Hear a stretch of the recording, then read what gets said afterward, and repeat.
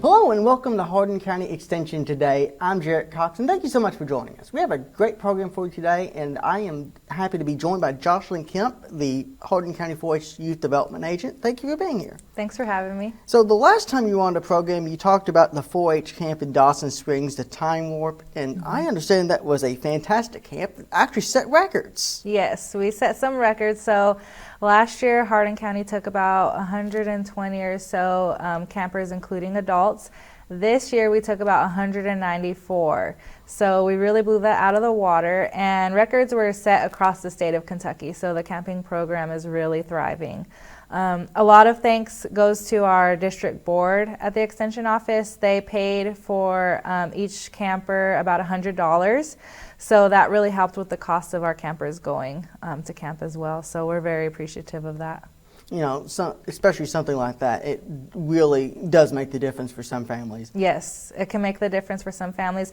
We also offer some scholarship for those that need it, so camp can be paid for depending on the situation. So there are a lot of ways to help get those campers there. And I'm sure the prop comedy helped. Yeah, yeah, our last interview. Yes, we had a blast. So during camp, the campers rotate classes, so they get to choose based on their interests. So each day they go to a different class and learn something new or get better at what they have been learning. For example, maybe their swimming class, they get to work on those skills. I know there was a few classes where they rotated, like cooking. There's some outdoor cooking, indoor cooking, and then desserts. So that was always a really big hit. I know, I like the desserts. Took a cooking class in high school. That's all we ever do is make desserts. So this would have been over by the time we taped this, but the state fair. I know the 4-H is a big part of that every year. You have students all across the county presenting exhibits and all kinds of things. Talk a little bit about what 4-H students do at the state fair. So we actually play a really big role at the state fair. There's a whole area called Cloverville. So when you visit Cloverville, you get to see all the categories and exhibits that 4-H youth have entered, and they're from all over the state. So you they're not separated by county, but by categories rather. So you kind of have to look for our Hardin County youth. But we have a lot of entries coming out of Hardin County, so we're very proud of our youth that have entered those. Not only that, we also have some youth that are showing their animals, so that's their project for their 4-H year. So we have quite a few different species that are being shown at the fair, so we're really excited for them too. You know, if you want to look for the Hardin County stuff, just look for the best exhibits. I'm sure you'll find them pretty quick. Yeah. And we're going to show you just a few photos of some of the fun that the 4-H students have had and some of the people that have placed in various awards. You know, we're so proud of the Hardin County youth that is, you know, no matter what it is that they've shown, that they have placed and they have done themselves, the 4-H program, and Hardin County proud. Yes, yes, absolutely. So now that the 4-H is shown at the state fair, you know, this is kind of the part of the year that 4-H resets. So the way that the 4-H program year works is kind of based around school as well as the state fair, because that's kind of the end of the project year. So 4-H is going to restart September 1st. That means that it's a great time to join 4-H or join any club that you're interested in, because the whole entire club, even our youth that have been enrolled in it previously, are restarting the program year. So September is the perfect time to jump into 4-H. So what are some of the clubs that they can get involved in? So we have a lot of clubs. Just to give a quick list, we have shooting sports. They're called the Target Masters. We have a new club. It's our beekeeping club. They're called Swarm. We have Teen Club, Trailblazers, which is our horse club. Paws is our dog club. I'm trying to think. You don't have a cat club, do you? We don't have a cat club. We have Cloverbud Club, so that's our 5 to 8 year olds, and I'll talk a little bit more about age and 4-H. Oh, and Feathers and Fluff, so that's our rabbit and poultry club. I think I named them all. So on top of our clubs, we also have some spin courses. That just means special interests. Like the sewing club that we filmed earlier this year. So that's one of those. So that would be in that. So we also have cooking, gardening, robotics, just little classes like that that aren't necessarily meeting monthly for business meetings, but they meet frequently throughout the year. It could be 6 weeks at a time. It could be like one jam-packed day. So it really just depends. But we have a lot to offer. And those ones are rotating. The clubs that I mentioned, they meet consistently and monthly. So they have a set meeting time. And speaking of a set meeting time, it's not something that you can only join one. You can join more. Yes, absolutely. So what happens is if you want to enroll in one club or more than one club, you'll go to that initial club meeting. You'll fill out your 4-H enrollment form for the 2024 program year. And on that sheet, you can mark the different clubs that you're interested in so you can get more information about that. Once you fill out your one enrollment sheet, you are done, and you can participate in all the other clubs that you would like to. So one sheet, and you can sign up for anything you want. Yep. And it is no cost to enroll in 4-H, and it never will be a cost to enroll in any of our clubs. If there happens to be a cost for maybe a day camp, it'll be very low cost. And if there needs to be scholarship opportunities, we can absolutely make that happen as well. So it's really a good opportunity for our youth to participate in things with it being very affordable and equal opportunity. One of the things that I've always really appreciated about 4-H and the Extension Office as a whole is they've always been understanding for people of, I don't want to say lower means, but people like the way that I grew up, where we didn't really have a lot of money, and you're really leveling the playing field for people and giving them the opportunity to have these experiences that they may not have otherwise. Yes, and another way that 4-H does that is we go out into the communities as well. So you'll see us in schools. We'll do school clubs. When we partner with those schools, we can do after-school clubs. We can reach out into the community. So not all of what 4-H offers has to be at the Hardin County Extension Office. We can go out into the community and meet at different facilities. So going in with your open registration, you also have the orientation and the 4-H Carnival. So we're really excited about that. That's kind of new. We decided to combine a little bit of everything together. That way we can have a lot of fun, but also learn what 4-H is at the same time. So if we have families or youth in the community that are interested in 4-H, but they know nothing about it, it can be a lot to learn about and a lot to take in. So we've decided to do a 4-H Carnival and welcome orientation. So on September 25th from 6 to 8 p.m. at the Hardin County Extension Office, we will have all of our clubs there with booths, and they will have games to play with prizes. We will have a rotating orientation schedule, meaning that we will do about 4 rotations of the same orientation, so you can attend that at any time that's convenient for you and then jump back into the carnival. We will have yard games when you're finished with all your carnival games, and we will have some vendors for lemonade and kettle corn, and all the clubs will be in attendance, so you can ask them any questions you want. You can meet people who are already in the club, who are already kind of established, and ask them questions. And one thing we're going to do is kind of, we're calling it a carnival challenge. So each attendee will have a list of questions that they'll have to go to each booth and talk to the people there and get those questions answered. And then whatever conversation happens after that is great. So they'll probably learn some more stuff. Well, a scavenger hunt where you get to meet new people. Yes, you'll meet new people. Hopefully, we're working on what our prize will be for when we finish that scavenger hunt. So it'll be something cool and something fun. So I guess for now it's a surprise. We'll make it exciting and more interested to attend. I mean, it sounds like a lot of fun. Yeah. Back, especially when I used to work at HCEC-TV, I would always tell people to get involved in clubs and organizations. You never know who you're going to meet. I met some of my best friends working in clubs, you know, getting together with people that I may not have realized I had these things in common with. Yeah. You know, people of different beliefs, different ideas, different backgrounds, people from different areas than I am, and the people that I still consider my close friends today, and I'm so grateful that 4-H is offering something similar for our younger people. Yes, I feel like that's exactly what 4-H is. You can meet your lifelong friend. You never know. We even talk about that a lot with camp, just because we do so much together in the short amount of time. We're living together in our cabins, we're riding the bus together, we're taking our classes together. So 4-H has a lot to offer in terms of making friends and continuing that friendship for a lifetime. So it's really special. Making memories and teaching all these great skills. Yep. So open registration programs reset September 1st, and then the 4-H Carnival, September 25th from 6 to 8 at the Extension office. Make sure you go, find out what the special surprise is. Yeah. Yeah, we'll all be there. So all the 4-H staff will be there. You'll learn who the agents are, being myself and Miss Sue Ann. You'll learn about our 4-H program assistant, Miss Stephanie Meredith. You'll see her at a bunch of our 4-H stuff. She's an awesome assistant for 4-H. You'll meet our club leaders, so the adults that are volunteers that are helping each club.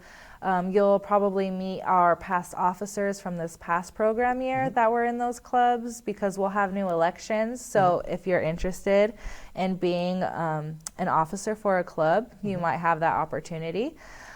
So you can talk to them about their experience and how they liked it. There's a lot to offer at that carnival. And one of the things that you mentioned, the adults that help guide these programs, one of the things about 4-H, and circling back to talking about meeting friends that you keep for a lifetime, a lot of those people used to be in 4-H. It's really this kind of friendship and camaraderie that you build, that they come back and they want to help young people find the same thing that they found in the program. Yes, we have a lot of 4-H alumni that want to come back and want to participate, and then have their children participate in 4-H. So that's really nice to have them come back and appreciate us and work with us and be ready to help. We also have our 4-H age youth that just aged out of 4-H, so they're moving on to maybe college or things like that, and we also always ask them if they want to participate in things that we have, things that we think they might be a good fit for. So it's really nice to be able to have those options and opportunities for everyone. And you never know, you might go to this camp and you might be the new 4-H extension agent. I know. Yep, that too. Well, thank you so much for being here. Yeah, thank you for having me. And thank you so much for joining us. Consider going to the 4-H Carnival September 25th from 6 to 8 p.m. at the 4-H Extension office. When we return, we'll have Dana Fintrust, a family consumer science agent, with a special presentation. So without further ado, we want to welcome our speakers today and just thank you all so much for being here.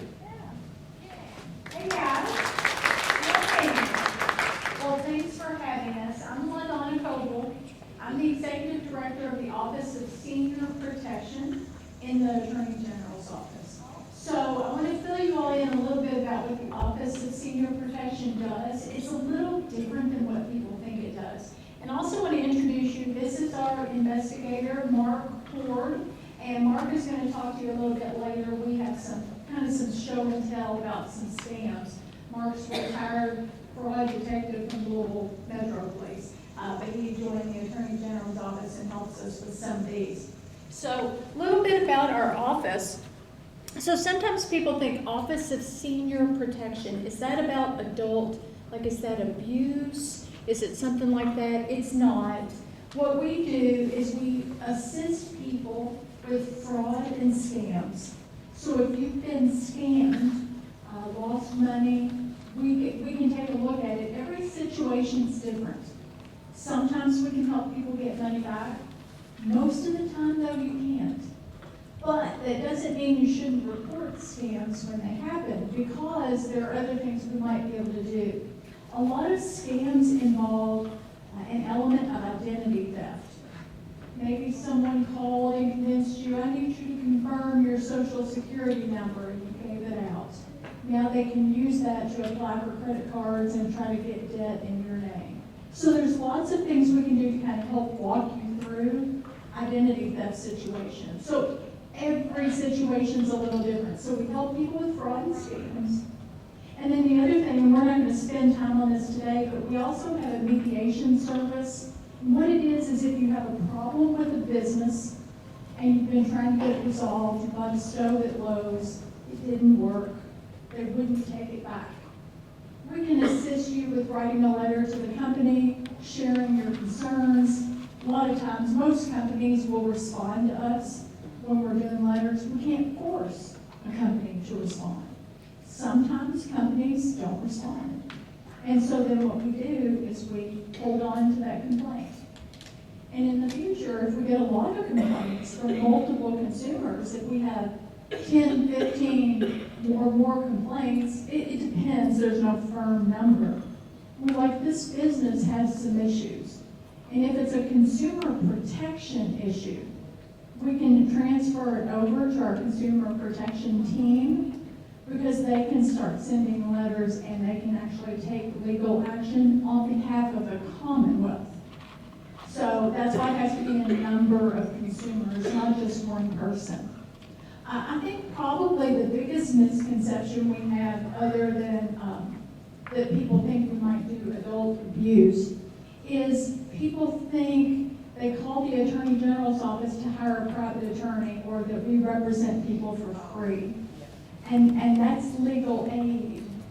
That's not the Attorney General's office. So the Attorney General's office is there to look out for consumer protection issues and to protect everyone in the Commonwealth. We don't represent an individual, so we don't file a lawsuit on your behalf per se, but we could on behalf of a lot of people. We get it. Yeah, went to the next one. So why are we here today, and what's the big takeaway I want you to know about?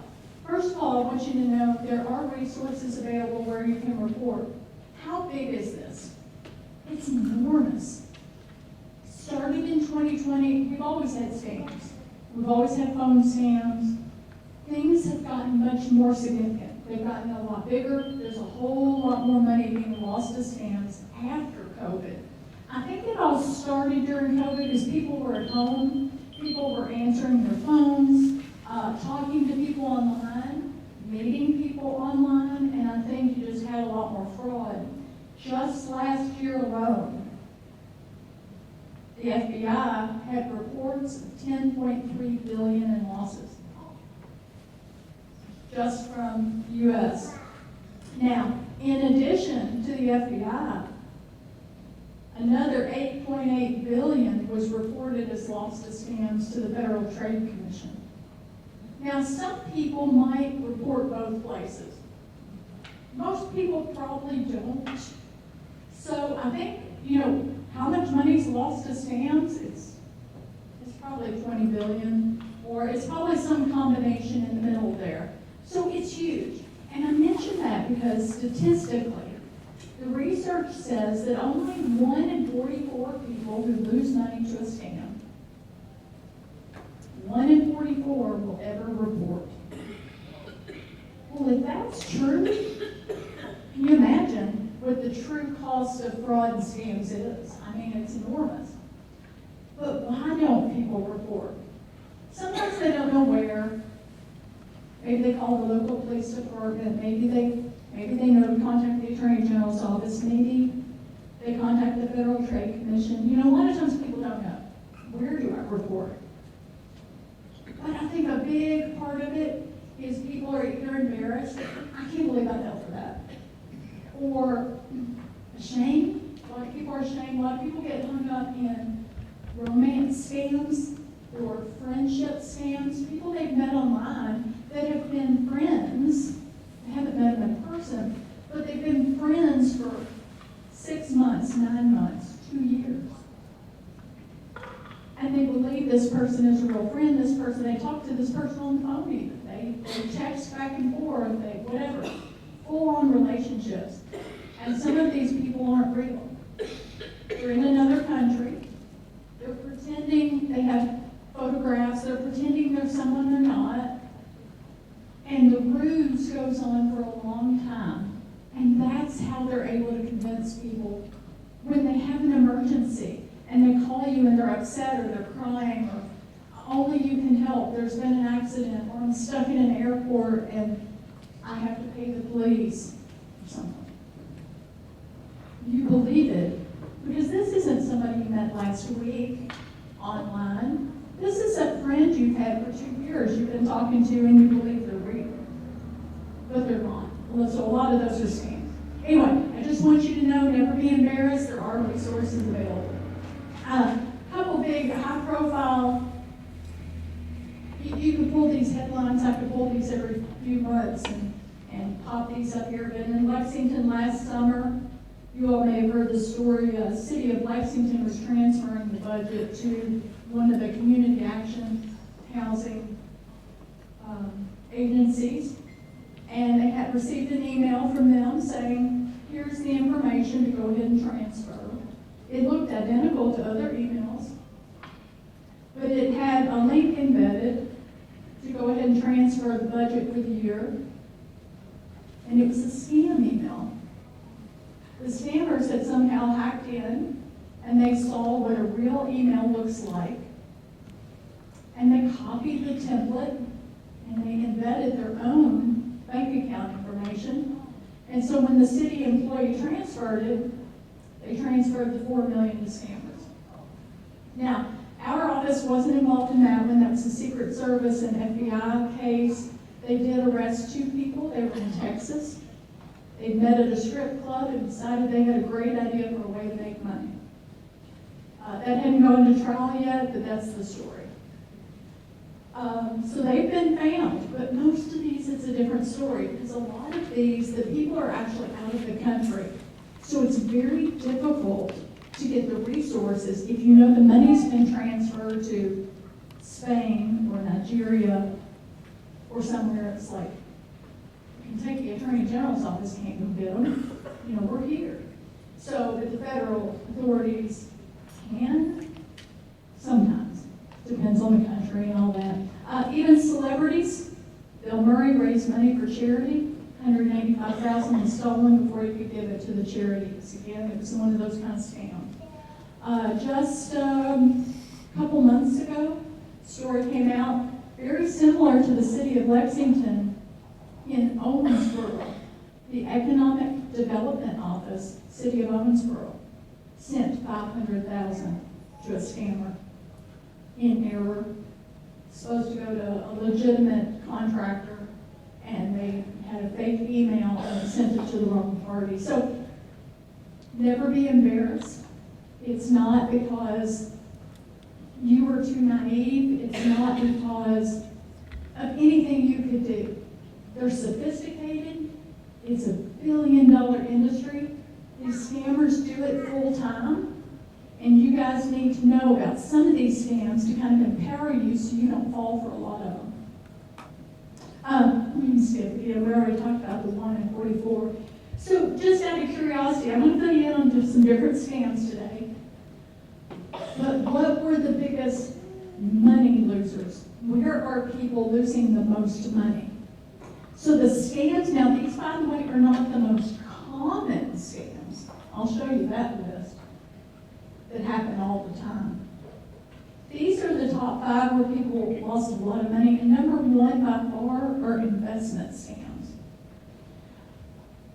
So how are people falling for investment scams? Here's what's happening in many of these. There are a few different twists, but one of the big ways people fall for investment scams is a friend of yours who's very respectable. Maybe they've done well. Maybe they're financially well off. Maybe it was the former president of the bank. Somebody who's very respectable. Their Facebook or Instagram social media accounts get taken over by a hacker. Now, you don't know that. Because, by the way, as soon as a hacker guesses your password and gets in, the very first thing they do is they change the email and the phone number associated with the social media account. So when you go to get in and you're locked out and you're trying to do the reset, you can't reset it because it keeps sending a code to the scammer's telephone number. Because if they change that stuff at the very beginning, you're never going to be able to get access again. So anyway, your friend, their account has been taken over, but nobody knows it. And they reach out to you about, how well they've done with an investment. And if you want to roll your 401k or your retirement or something, I have a great opportunity. Personally, I've doubled my money in the last year, something like that. A lot of people have done that. As a matter of fact, in Kentucky alone, we had reports of over 14 million last year that people cashed out their retirement accounts and put it in Bitcoin. Just kidding. Their whole retirement's gone. People have used second mortgages. I had one man tell me that he cashed in his life insurance policy. Hadn't told his wife yet. You know, so I mean, things do happen because people get caught up in it and they really believe they trust that who they're talking to. Always verify and never send money to anybody you don't know personally like you haven't talked to them. Even if you think it's your grandson calling, that's a big one, grandparent scam. And if they call, they're hysterical, they've been in an accident, they're in the hospital, they're on spring break, and guess what? Your grandson really is on spring break. Well, how do they know that? Facebook, or TikTok, or wherever. So those scams are pretty prevalent and they scare people to death. There was one on the national news where a lady, her daughter was like 30 years old, she was vacationing in Mexico, and she gets a call from Mexico, and they say they're holding her hostage, and she has to pay a ransom, or they're going to kill her. Well, if you watch the national news, there are legitimate stories where things like that have happened. So this lady's like super upset, of course, and it's all happening in the minute, and they want you to act on urgency or fear. So they want you to act really quickly because they don't want you to step back, think about it, try to call your son, daughter, grandkid. But that's what she did. She picked up another phone. Scammers were on the line. And she called her daughter, and her daughter answered. Thank goodness she wasn't like at the pool drinking a martini or something. But she answered, and she was fine. It was all a scam. The scammers had seen the daughter on Facebook at some resort, so they knew she would. They just get a nugget of information that is true, and it makes it convincing. So, just kind of to round this out, real estate and rental scams are big. I encourage you to use a realtor and to always check with the bank. What people don't think about is, how are you going to do a real estate scam? How are you going to sell me a $300 house that you don't own? Well, maybe the person who owns that house lives half the year in Florida, half the year here. They haven't been there in a long time. Neighbors don't always talk to each other. Depends on the community. And someone says, my spouse passed away. There's too many memories in this house. I just want to sell it, and I can sell it pretty quickly. I'll even sell it for $225,000. I'll take a loss. I just need to get out of this deal if you can pay cash. And people will. People will pull out their retirement or their home equity or something, and they'll try to do this real estate deal without financing it. So if there's not a bank involved who's doing, the title search and looking for everything, people can fall for this. So that happens. Identity theft is huge. You're going to see identity theft on both lists. Identity theft happens a lot of ways. Could be a data breach. There's nothing we can really do that we can do to protect ourselves. Data breaches happen. So when that happens, the best advice I have for you, regardless of if you've ever been impacted by a data breach, is you can always check your credit report once a year for free. And I encourage you to do that to make sure no one is using your social security number. You can put alerts. There's fraud alerts. You can put those with Equifax and TransUnion, the 3 credit reporting agencies. There's different things you can do. And we're just glossing over the highlights today because we don't have a lot of time, but I want to get as much information to you as possible. We're always available and can stick around at the end if you have specific questions. We already talked about romance and social networking, and then rounding out the top 5, sweepstakes and lottery scams. And I've got a good one, and I think this is actually a good time, Mark, if you don't mind coming up here and filling people in. We'll come back to the other stuff, but fill them in on what one of these that we got. Maybe we can walk around, show it, pass it around. Yes, so this is an actual case. The guy received this letter. It looks pretty official from Publishers Clearinghouse. Has an example check. It says they work with Walmart, make $1 million, so throw you off. So you think, oh, well, I've shopped at Walmart, so maybe I was entered, through something I did at Walmart. Well, in there is they pay for their taxes for you. They kindly pay for your taxes. So they sent him a check and said, okay, I'm going to need you to deposit this check in your account. I'll pass it around. You'll see it's a real check. It's forged. It's a forged check, but it's a real check. So he received the check, and they said you need to deposit this in your account, and you need to pay our tax agent or whatever they're going to call them. And then they give them a Cash App account, a Zelle account, or sometimes they can even wire it. So that's how that scam works. So your check will take it. Your bank will take the check. They'll let you deposit it.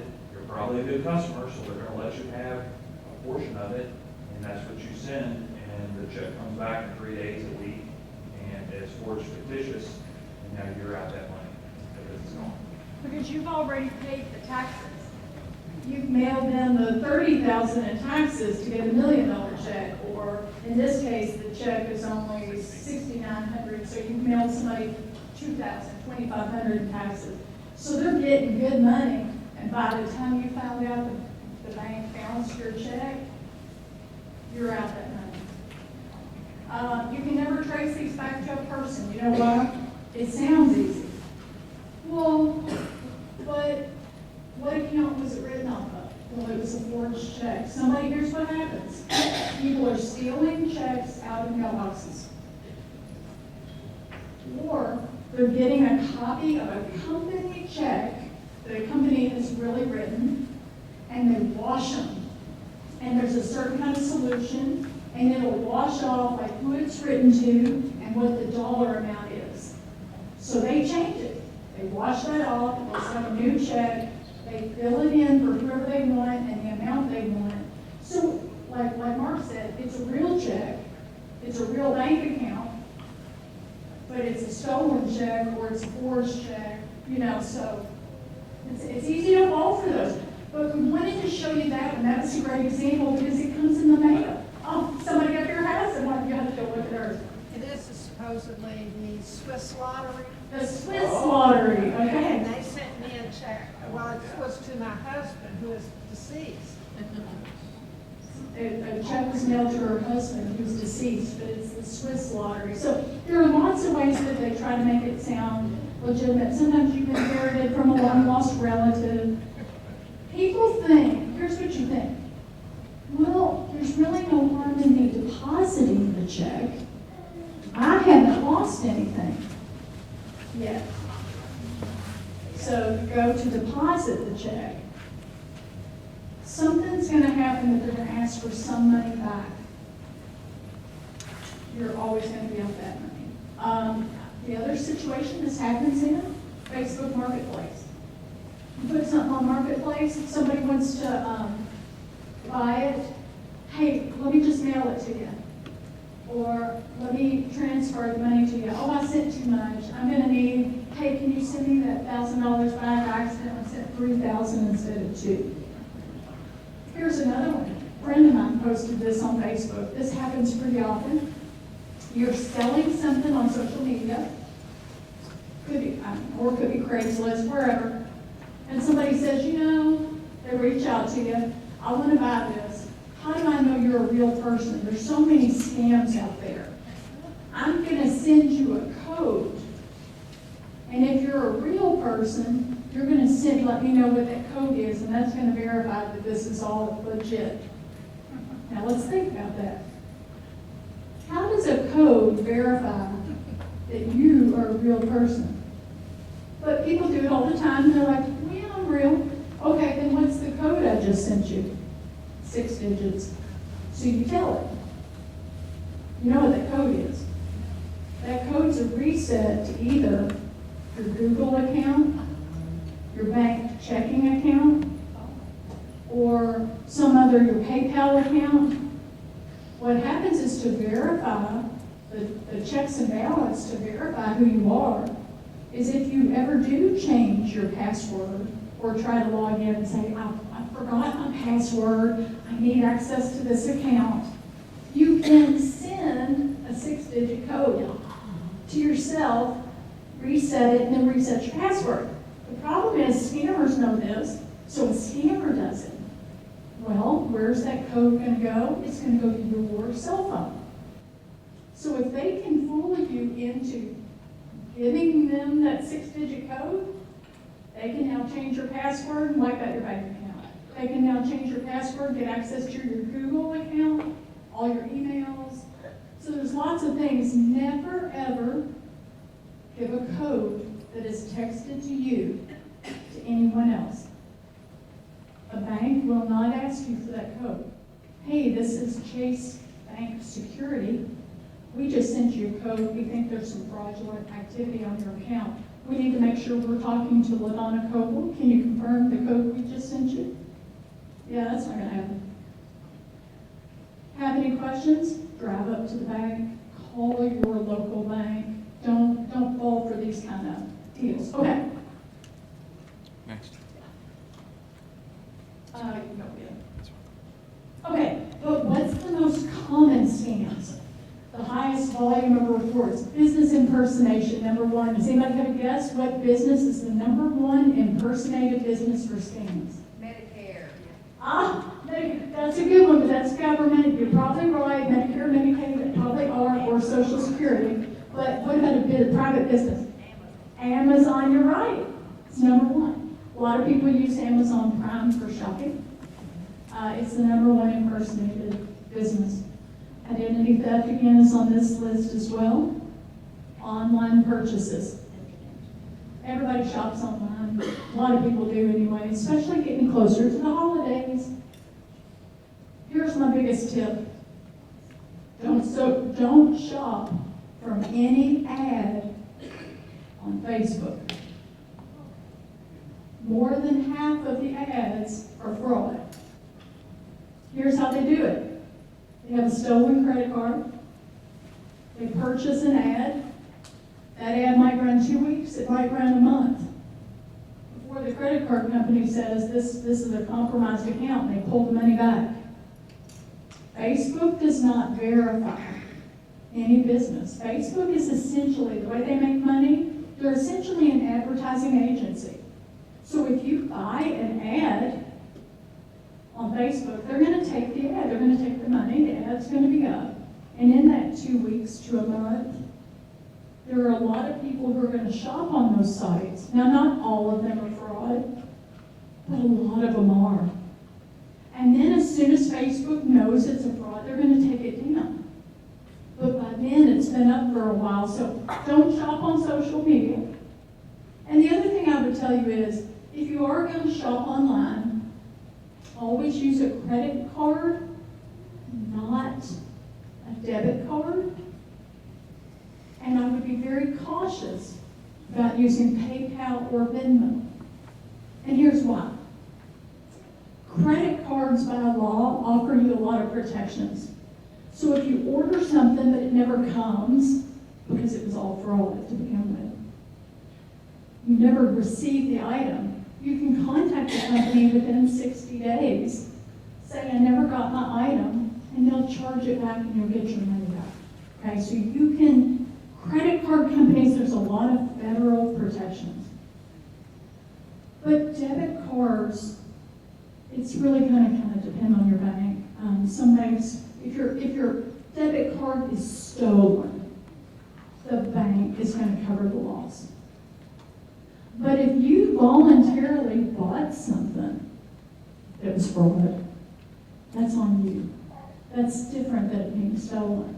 So, other biggie, arrest threats and warrants. You see this all the time. Somebody, Officer Horde from the Louisville Police Department just called, or from the Hardin County Sheriff's Office, and there's some fine you didn't pay. We're gonna have to issue a warrant for your arrest unless you pay us. And we only take, iTunes gift cards.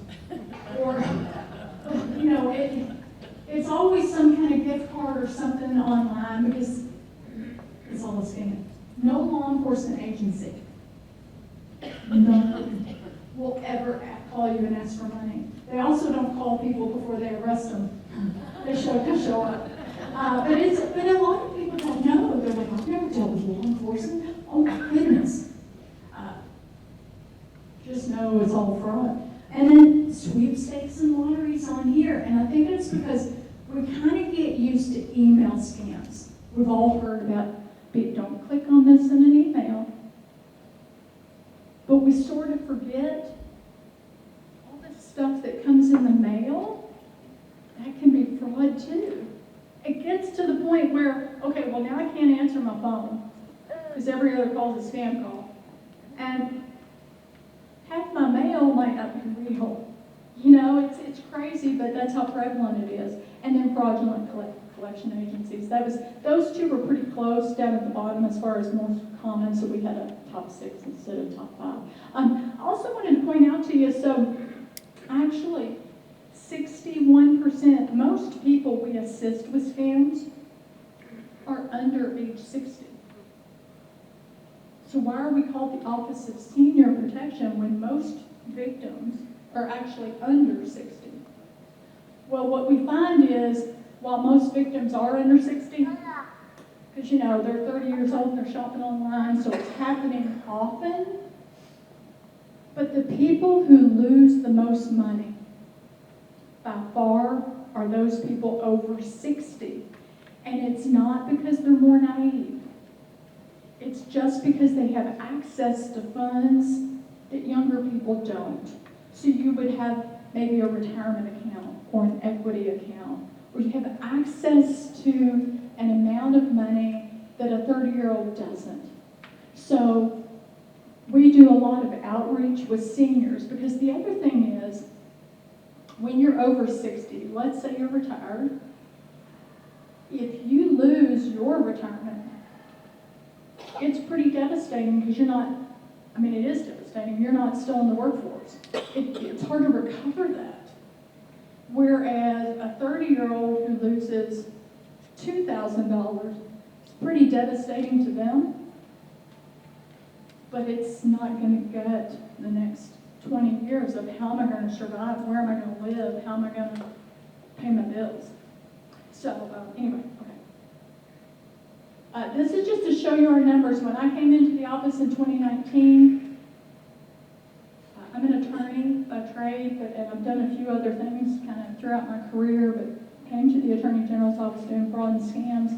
And when I came in 2019, we had almost 1.7 million in losses reported to us. That's just the people who knew to report to us. And I thought that was high, and we were coming up with ideas, what we're going to do. Then March of 2020 happened. COVID hits. And it starts going up. You see the number of scams jumps way up. And now we're at up over $5 million. And it's like, whoa, what's going on? So then 2021 comes. And now we're at over 7,000 scams, and now we're almost 13 million.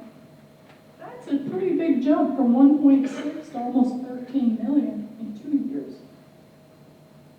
Just in 2022, we're now up to 32 million. Just reports to our office, not counting reports to law enforcement or any other agency. So we know how big it is. It's crazy. We already talked about Amazon's #1. Real quick, I do want to tell you about text message scams. You know, we were saying we've all gotten used to be wary of clicking on a link in an email. But a lot of people still don't think about the text messages. These are from my phone. One of them is my Amazon account is locked. Recovery your account immediately. You know, there's usually typos, but not always. A Netflix account suspended. This is my work phone, by the way, so I can guarantee you I don't have Amazon or Netflix tied on a work cell phone. I mention this just to say, no matter who you get a text from, if it's a text you're not expecting, I'd recommend you not click on links. Links can do a lot of things. A link can embed a virus, and the virus can get on your phone because it's just a little computer. It's a little computer just like your home computer. The other thing it could do is when you click on the link, it could take you to a site. Maybe you don't have a virus, but it takes you to a site that then tries to get information from you, and you really think you're talking to Netflix and you're putting information in. So just be really careful with your text messages as well. Now, I don't want to get too far. I think we're probably getting kind of close on time. I want to, Mark, you want to come talk about your show and tell here, and then I'll go through the slides and see if there's anything. So, anybody heard what a skimmer is for your credit card? Anybody heard of a skimmer? Okay. The big thing years ago was they were put into gas pumps, fuel pumps.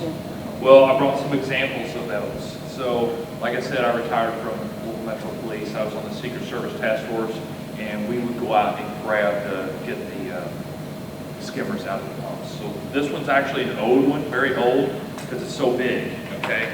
So what they do is they put, it just intercepts the signal is all it does. And, this is actually a Tupperware, or actually a Ziploc container that they use to put some resin to house everything, so it wouldn't break. This is a smaller one, a more modern one, and again, it just has pins that mirror what the fuel pump is. So they open the fuel pump. Just to let you know, the fuel pumps, there's only 3 manufacturers of fuel pumps. There's only 3 keys to fuel pumps. Not doors, that's a bad example. When a small mom and pop fuel station receives a fuel pump, they're given the key. Okay, here's your key. It's the same key to every brand of that fuel pump that they have. Right. It's upon that gas station to change the key. Well, it costs money. Guess what they're not going to do? They're not going to spend money to change this key because the costs are so high with everything else. So they leave it. Well, the scammers know that. They'll go in, they'll unlock it. It takes them 10 seconds to unplug, plug in. Well, this one actually has a cell card, SIM card. So this is a cellular device. The scammer doesn't have to go back to the fuel pump to get the information. So it stores, every credit card swipe. You'll never know it because all it is just intercepting the data, storing it here, and then, in a month, whenever they get to it, they'll download the credit cards off of here. So people think, oh, well, I went to Thornton's yesterday. There's got to be, my card was used. It has to be there. Well, it's probably not, because they sit on the information for a while because it takes time to re-encode the card, get the information, all that stuff. But this is a great example of just how modern it is. And what happens, so when we find them, maintenance on the machine, or, cheap pin breaks or something, and now the gas pump doesn't work, maintenance comes there, they open up, they're like, oh my gosh, there's something here that doesn't belong. They call the police, and we can go pick it up. Yeah. So, how do they get them in there? Oh, real quick. Well, I'll let him talk about this, but real quick on these. Some gas stations aren't open 24 hours. Some will close for a few hours, or maybe close at 2 a.m. and reopen at 6 or something. So those gas stations that close for a certain amount of time, there's always that window of opportunity that somebody can drive up, open the pump, put a skimming device inside the pump to capture your credit card information when you pay, and then they leave. Well, there's usually security cameras, right? So why would anybody check them? Here's the thing. Nobody's going to check security cameras unless somebody broke in last night. There's no reason to sit through and watch 4 or 5 hours of security footage, so nobody ever does. So it takes so long before they start using these credit cards that by then that security footage has been recorded over itself, like every week or a couple days. And so it's very difficult to find people who've done this. Mark's got a little device here. It's interesting. I don't know if you know this. You can buy blank credit cards. So it looks just like your credit card, but it's not been stamped. It doesn't have LaDonna Coble. and it doesn't have my credit card number. It's just a blank credit card with a magnetic strip on the back. And that's all this is. This is a re-encoder. So you plug it into a computer on one side, you put what information you want on that magnetic strip, you slide it through, and it re-encodes the card. We had some that they were using hotel keys because it's a magnetic strip. So you think with the magnetic strip can happen. So that's what this is, and it just works in the computer. So why do they sell these? What about the tap feature? But that's different. That's yeah. The tap feature is by far the safest. It is the safest. It's not 100% infallible. There is technology that's much more expensive. Mostly people are going to capture your information from a stripe, from an insert in the card. There is more advanced technology. It's not real common that people can capture that as well when you tap, but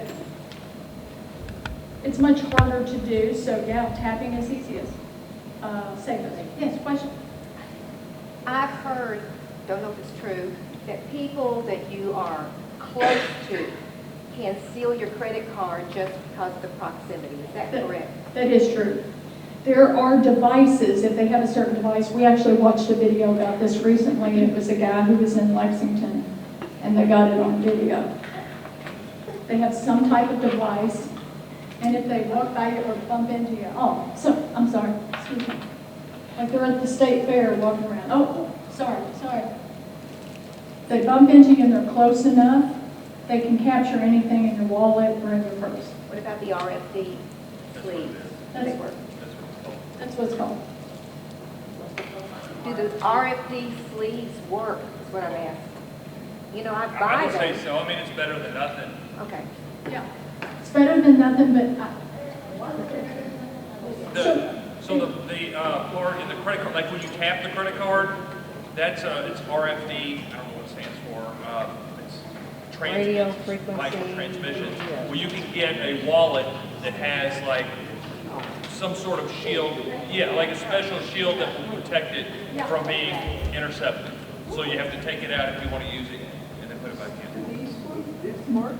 I don't know if it has the right That kind looks of like lining. it's paper unless it says it's Yeah. protected. Then it works. Oh, then that should work. That should work. But a lot of people, that probably works, yeah. A lot of people won't, because it looks from here like it's metal, not plastic.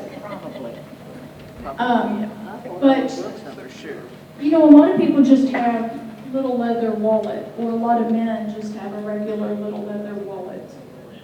You know, yeah. So it could happen. It could. Now again, the good news is you still have protections when your information is stolen. Usually the bank will, but here's another tip. You'd be surprised how many people don't check their bank accounts. I mean, closely. Maybe I check it once every month, once every two, you know, those, I tell people, make sure you check it often, like at least once a week, because you only have a certain amount of time to report it to the bank, to stop and get your money back. The other thing you want to do is you want to make sure they reissue a new card, your credit card company or your bank debit card. You want a new card so more isn't taken, because even if they're eventually gonna put the money back, it might not be today, it might be 10 days while we're doing an investigation of, was this really stolen? That kind of thing. So yeah, you gotta be real careful about that. Just kind of wrapping up here. I recommend you not wire money unless you have personally talked to a relative or close friend. You talk to them, you know it's your real daughter or son, whatever, and they need a Western Union wire transfer for something. I mean, there are legitimate reasons why you use these services. Be very cautious of doing it though if you're not sure who you're sending money to. Always know who you're dealing with. 100%. So many scams. I want payment by gift card. If somebody is saying you can only pay by gift card, it's probably a scam. So just be on alert. I don't know if I'm going to do that. I'm going to call the real business or the real law enforcement. I'm going to verify. I'm not going to go buy a gift card. That's the best advice, because so many of these, we hear iTunes, we hear, well, it could be any kind of gift card. Kohl's. It's like, I thought you were going to take care of an arrest warrant with Kohl's. But I mean, I don't say that because, again, you know, you're not trying to make people feel bad. They already feel bad. They didn't stop to think because, again, they're operating on urgency or fear. There's some reason they acted real quick. And so people just kind of forget. So this is a good reminder. And, you know, one of the things that I talked to Dana about was, you know, tips. If you all go back and talk to your different groups, the people you meet with, don't tell anybody. They don't want you to tell anybody because they don't want you to find out it's a scam until you pay. But we talked about how you guys, a lot of you are representing a larger group of people, and you might take information back. So, first of all, I want you all to know we're available to come talk to smaller groups. We're actually going to be talking to a conference here at the end of September in this building. So that's an option. If somebody in your group, or if you guys want to come, I don't know, talk to Dana about kind of the details. But the other thing is, if you all want brochures, some people may have come in late. So if you did come up at the end, we have scam brochures. We're trying to distribute these. These were done in partnership with the Kentucky Bankers Association, AARP, the Federal Prosecutors, U.S. Attorney's Office. And we want people to know where they can call and how to report. And there's additional resources and phone numbers to the Federal Trade Commission and other places on the back. We try to distribute these at banks as well. But if you want to take some with you, let us know. I have a couple thousand in my car. We've got a big box. If you want to take some. Or if your church or faith-based group or anybody wants to have us come do a speaking engagement, I think spreading the word and getting people to talk about it and not be ashamed about a lot of this stuff is the best way to stop it, because once you recognize what some of these scams look like, you won't fall for them. So we have more brochures, and we're happy to help. And are there any kind of random questions? What about when you get a phone call and you keep your attorney, it's really hard to get you to say yes. That's a good question. The question is, what about when you get a call and they're trying to get you really hard to say the word yes? Is this Mrs. So-and-so? I always say this is she. I never say the word yes. Is this LaDonna Cole? This is she. Is this, I don't know, they'll say whatever. They want you to say the word yes. And I won't. Can you hear me? Can you hear me? Yes. I can hear you. Yeah. They're trying to get you, you're trying to record your voice saying yes so that they can bill you for something or charge you or change your Medicare plan to somebody else. And then they're going to say, oh no, we talked to Mrs. So-and-so. Here, we recorded. She said yes. Here's her, and then it's just your voice saying yes. And they superimpose it with, do we have your permission to charge you for this and to sign you up for this? Yes, but it's spliced together. So that's what they're using it for. Question? I'm sure everybody in this room has had a phone call from their grandchild, and I've had that twice, and I played along for a few minutes because I just thought it was funny. But my grandson and I have a code word. That's fantastic. So, you know, I said, after I played along for a few minutes, which was not very nice, but I said, honey, what's your code word? And the guy hung up. Yeah. Because only Nathaniel knows my code word. Yeah. Our code word. If you all could hear that, make sure everybody heard. She and her grandson have the code word, which is fantastic. Because nobody else is going to know that. And if anybody ever pretends to be him, she knows it isn't, unless that person knows the code word. You just have to be careful, make sure it's not like your dog's name, something that someone's gonna pick up on Facebook. But, I mean, like when I was a kid, I was like 10, 11, 12 years old, my mom made me have a code word. Nobody's supposed to pick you up from school. I remember that, I grew up in Louisville. And, you know, my mom was always worried about kidnappings or something. I don't think it happened that often, but she was worried it might happen. And so it's a great idea. Now, Brooke, I know we got another question, but let me follow that up. You all may have seen there's been a couple of national news stories. Artificial intelligence has gotten so good now that all they need, they're down to about 30 seconds of your voice. So let's say your grandson does TikTok videos and Facebook videos and whatever. It is possible for spammers, as long as they can get 30 seconds of anyone's voice, to record the voice. They put it in a computer program with artificial intelligence, and now they type up a script to say anything they want to say, and they can call you, and the computer will be in that person's voice. And you cannot detect that it's not the real person, because it even picks up on inflection, like your speech pattern. It's amazing.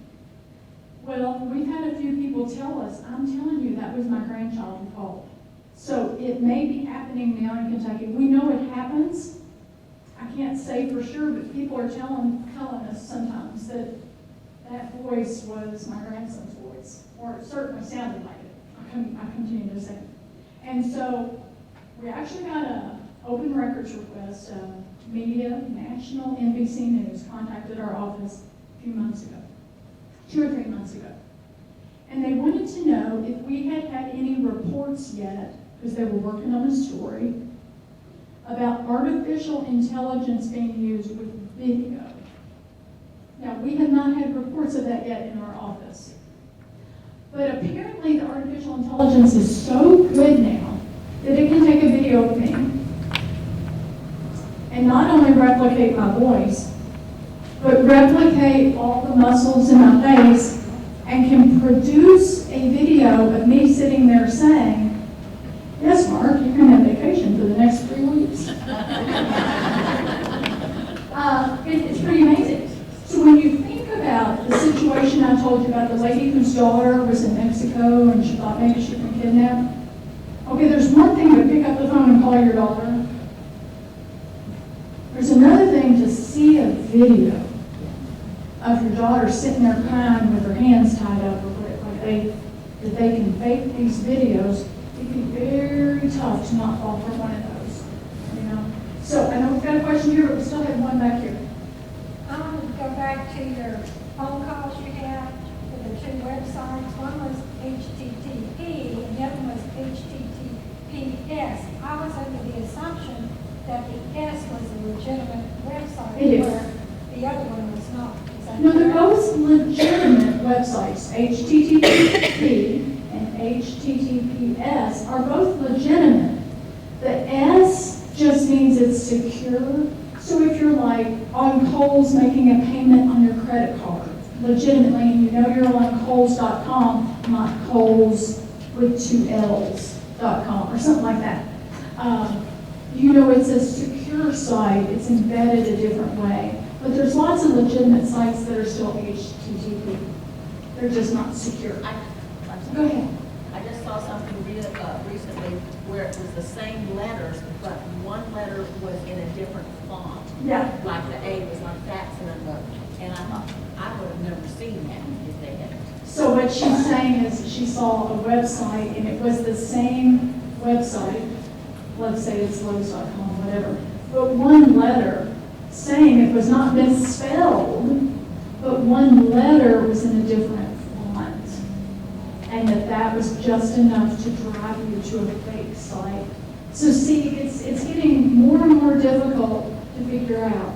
Yes? I had to call for my grandson, and he said it was him, but it was not his voice because he had been in an accident and broke his nose. Yeah. But the only reason I knew it was not him was he kept calling me Grandma. grandma, grandma. And my grandkids and nobody has ever called me grandma in my whole life. So I just let him talk and finally I said, well, since you never called me grandmama, and he hung up. Yeah. I had one call, and he said, you know, Grandma, this is your grandson. He says, I thought one of the ladies, I said, I'm sorry you can't understand me. I said, which grandson?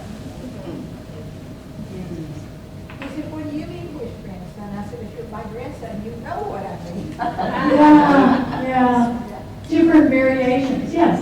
I have an Apple phone, and it pops up what's a scam. Okay, I don't know, it says voicemail or anything, I delete it. Should I go in and block that, or if I delete it, is it? Okay, question is, she gets spam calls. Apple phones, iPhones are pretty good. Well, lots of them are. It depends on your carrier. It's not even really the make of the model of the phone. It's the carrier. Once people have reported calls as spam calls, a lot of carriers now, any subsequent calls, it's going to show up as suspected or something. Spam risk, yeah. So, does it make sense, the question is, to block that phone number? You can. However, most of these are computer generated. It's called voice over internet protocol. So you have a computer sitting somewhere in a call center, and it's generating 1,000 different phone numbers. That's why every time you get a call from a scammer, it's always some different number. A lot of times it's in your area code, because you're more likely to pick up the phone. So what they do is they take unassigned phone numbers. This is not a phone number that somebody is paying for. The computer can tell this is not an active number. But because it's a call coming from a computer, you can't tell it's coming from a computer. It just looks like a call. It can show up on caller ID as anything. That's why it's so tricky when law enforcement call and they say, but it said Hardin County Sheriff on the caller ID. Yeah, I can download a free app that will say I'm anybody. But should I send those? Should I report those? Yeah, so at least on mine, I have AT&T and I have an iPhone. When you click to delete, it says delete and report or just delete. I do delete and report. Okay. Question? On the iPhone that I have, I can block unknown, somebody's not in my phone. Right. And if they are somebody who wants to talk to me, they'll leave a message and Yes. I'll call back. So I don't ever pick up a phone, and it never rings. Okay, so I like that idea, and I have suggested it to a lot of people, but a lot of people don't like the idea. Let me tell you what she said. On her phone, it has a feature. You can block all unknown calls, or maybe it's just not a call or phone number that is in your contacts list. Okay? So you can block those. Just stop right there. They're blocked. Or you can set it up to where those calls aren't coming through, but they can leave a message. Okay? Now, that's the safer option, because let's say somebody really was in an accident and they're at a hospital in Louisville and that number's not in your phone. You will get that message. Still have to be careful, but you will get that message. My mom had dementia before she passed. This became a problem. She wanted to answer every call. I finally had to set her phone to where if it wasn't a number in her phone, it didn't go through because she couldn't understand. So sometimes we have adult children contact us whose parents are dealing with a health situation like that. And they're like, how do I protect my dad who keeps getting these calls and I don't want him to not have a phone? And so that's what I do, is I tell them you can set it up this way. Some people don't want to do so. Again, you have that option. Question? It's not a question, it's actually a comment on the ring. I've gotten calls from my phone number. I Yeah. had a house phone. I would call myself. Well, I wouldn't answer it because I thought, I'm not calling myself, I'm Yeah. selling. Yeah. So. That's happened to me too. I've gotten a call from myself. I got a call one day from a lady who started screaming at me as soon as I picked up the phone. and she wanted to know if I was having an affair with her husband. I'm like, what? I'm at work. And she's like, your number keeps calling me. And I'm like, that has to be a scammer. I'm not calling you. Are you sure? You know, so she was really suspicious. I'm like, I don't know what's going on with the lady, but it's not me. So I hung up. She was really mad, so I blocked her. But I mean, it happens, you know, people spoof your phone number, and that happens. So I might be running into somebody else's time. So I apologize to the organizers if we've gone over too long. I'm not sure. Marcus. So, Ladonna doesn't know this. I forgot to tell her about this, but we were talking about the how AI can generate, voices and stuff like this. So I found this video. Does anybody know, like, the most popular movie recently that's out? Barbie. Has anybody heard of Johnny Cash? Yeah. Okay, well, I found a video of Johnny Cash singing the Barbie song. Sounds just like it. That's AI generated his voice with the lyrics of that song. And it sounds just like it. And I just want everybody to know Ladonna's birthday's coming up too, so wish I had birthday.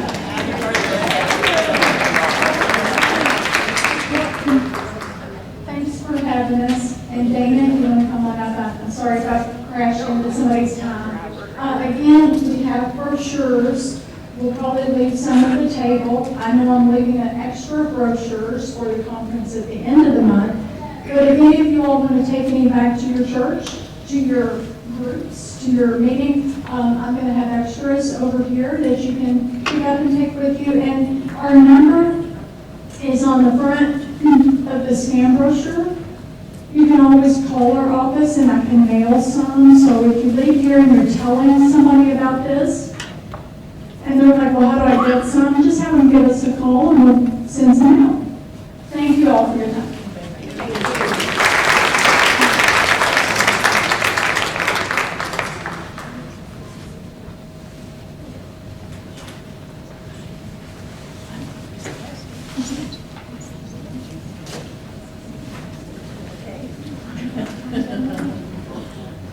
All right, so thank you all very much for that information. We've heard this similar topic before, but if you notice, we continue to have it because things continue to change, right? The last time I heard this talk, Johnny Cash singing Barbie was not an option, right? And so the thought that they can make anybody's voice say anything they want to, or they can make a video that makes it look like anybody is saying or doing anything they want to is kind of scary. And I think that this is just things that we need to be aware of. And so I like that they do such a good job. They do a much better job than we could have done, giving you what is happening now and what they're seeing and the scams that are being reported. So I really appreciate that they came from Lexington and Louisville to give this talk to you. So that is your lesson. If you are the lesson leader training, that is the lesson for September. So